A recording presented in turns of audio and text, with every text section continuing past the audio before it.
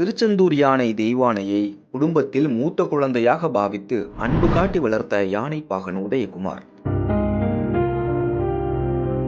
கன்னியாகுமரி மாவட்டம் களியக்காவிளை அருகே உள்ள பலுகலைச் சேர்ந்தவர்கள் சதாசிவன் நாயர், விலாசினி.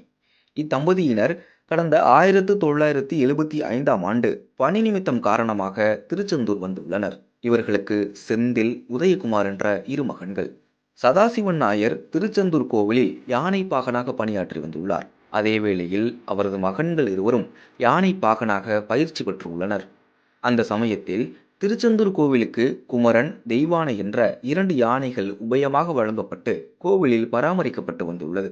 இதற்கிடையே சதாசிவன் நாயர் உடல்நிலை சரியில்லாமல் உயிரிழந்தார்.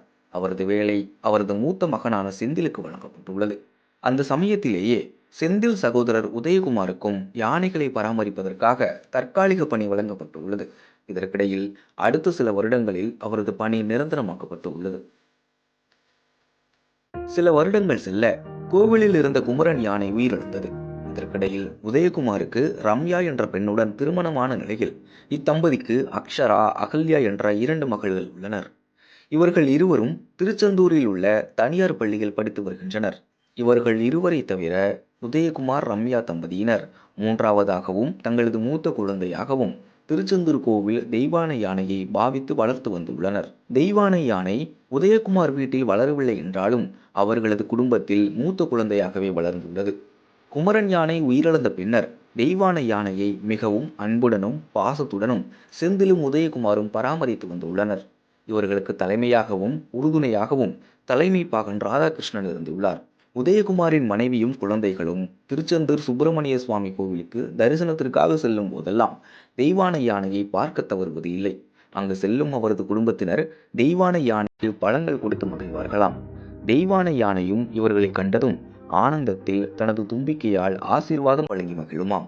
தெய்வானை யானை குளியல் தொட்டியில் குளிக்கும் போதும் கூட உதயகுமாரிடம் பாசமாகவும் அன்பாகவும் மகிழ்ச்சியாகவும் விளையாடி குளித்து மகிழுமாம். சில நேரங்களில் தனது தும்பிக்கையால் தண்ணீரை உதயகுமார் மீது பீச்சி அடித்து மகிழுமாம்.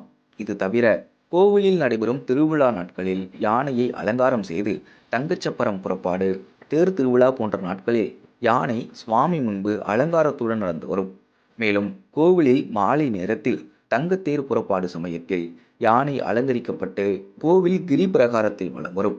ஆடி சுவாதி நாளில் கோவில் முன்புள்ள கொடிமரத்தின் முன்பு திருநீறு மற்றும் மாவு பொடி வைத்து சுமார் 1 மணி நேரத்திற்கு மேலாக யானையை அலங்காரம் செய்து வெள்ளை யானையாக வெளியே அழைத்து வருவார்கள்.